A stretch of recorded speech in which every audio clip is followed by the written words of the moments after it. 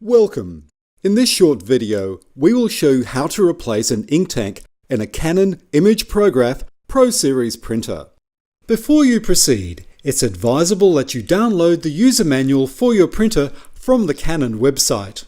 When your image prograph is low on ink, a new notice message will appear on the touchscreen. Tap on the new notice. In this case, one of the ink tanks is low. Tap on the ink running low message.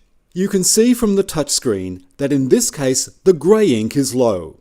To replace the grey ink tank, press the Replace button. You will see a diagram asking you to open the ink tank cover.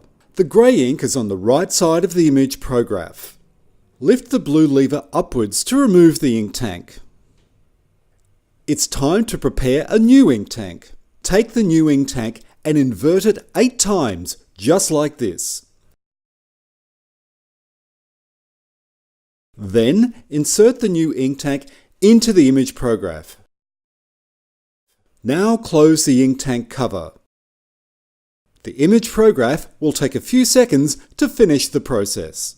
All done. To find more helpful resources for your Canon large format printer, browse our Canon Business AU YouTube channel and visit us at canon.com.au.